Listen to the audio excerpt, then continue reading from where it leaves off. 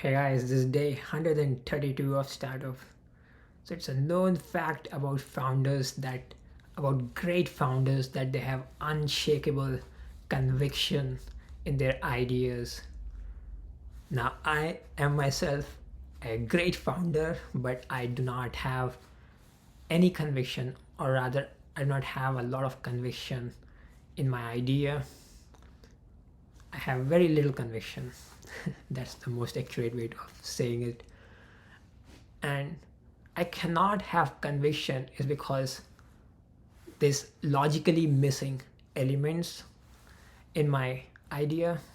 So I've thought of something and I can call it a hunch. I can feel that it will work, but there are also missing elements, like it can fail in XYZ scenario, or it can fail if I cannot technically achieve PQR, or it can fail if the environment that I'm imagining in which it will be used is different by RST. So all of these things are unknown and they can only be revealed as I go forward. And so it's a logical, there are logically missing elements for me to be able to have that conviction. What I have right now is the conviction on my hunch, and it says that the hunch is telling me that regardless of whether other people think stupid or whatever about this hunch, I have this conviction that there can be something, it's worth exploring, and there is a possibility that it can sail through towards the end. And if it just the hunch turns out to be true, then it will be huge, or it can be huge. Again, then there's no certainty, but there's a possibility that it can be huge. So I have been already exploring this hunch since the last 1.5 months, and the time is passing. I do not know how long it will actually take to evaluate it from all angles. So you can imagine it's a difficult phase to be in, especially when I'm also part of a bigger ecosystem. Like I have joined Antler, and there's a huge expectation that I need to come up with an idea that I believe in, and everybody else also sees some merit within a month. Now I have already been committed to the idea, and luckily my co-founder is also as much committed to the idea, and we both are willing to take it to its logical end regardless of how much time it takes. So we have been committed already despite all these external pressures. And I think, and the reason for that was that I have already talked about in my previous videos, is that every idea will have problems. Every startup has problems sooner or later, and it's really a muscle to develop to push through some of those problems and treat them as obstacles that could be overcome to be able to really progress. When you are in startup, it will always seem like grass is greener on the other side, that other people's idea is better, that they are having an easier ride, but everybody actually just goes on the stage and talks about the good things.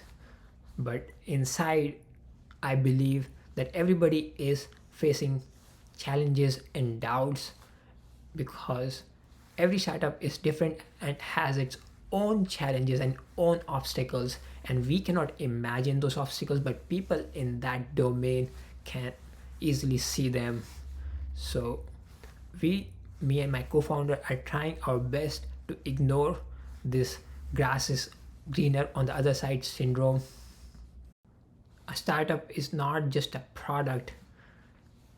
Behind a new product, a new idea is a philosophy, and then you bring that product out in the market, and it has never been done before. Something like it has never been done before, and the other people who are also doing companies, there are common elements about different startups, about maybe on a bigger picture, yes, you will hire some people. Every startup will hire some people. Every startup will have a sales team. Every startup will have some kind of a social media marketing, advertising. But on the detail level, every startup is completely different from every other startup. How, what are your ads gonna look like? What is going to be your sales pitch? What is going to be your investor pitch? And it's almost like when you are doing a startup, it's almost like you are developing your own new field. It's a new field that you are creating, not just a new product. And I think to allow yourself more time, and this applies to me actually, to allow myself more time to develop this field, I need to have a different way of thinking. I need to commit first and just be open to immersing myself in this experience and learn everything that comes, and hope that as I become expert of my field, because I will be the only expert of this, I will have good returns. So that is why commitment is very important, to really develop that depth, that expertise that will actually give good returns, not just a quick rich scheme, but something that is built on depth and on learning something real. I will end this video with two motivational clips from Y Combinator and from Steve Jobs on this same topic. Of course, it was impossible to connect the dots looking forward when I was in college, but it was very, very clear looking backwards 10 years later. Again, you can't connect the dots looking forward. You can only connect them looking backwards. So you have to trust that the dots will somehow connect in your future. You have to trust in something, your gut, destiny, life, karma, whatever, because believing that the dots will connect down the road will give you the confidence to follow your heart even when it leads you off the well-worn path, and that will make all the difference. In terms of like founder personality traits or things you can develop, I think a lot of times how good of a programmer you are is one thing, how good you are at sales, how good you are at fundraising, all these things are like, important. Yes. But someone that has low conviction and struggles to ever build conviction on anything, even if they're great at all those other factors, not gonna make it. Isn't that crazy? Versus there's people that are worse at some of those other things. Imagine this was like a baseball card of their skills. Not the best programmer, not the best salesperson, not the best fundraiser, but very high conviction and able to focus their energy one direction in a superhuman way. Those people tend to succeed.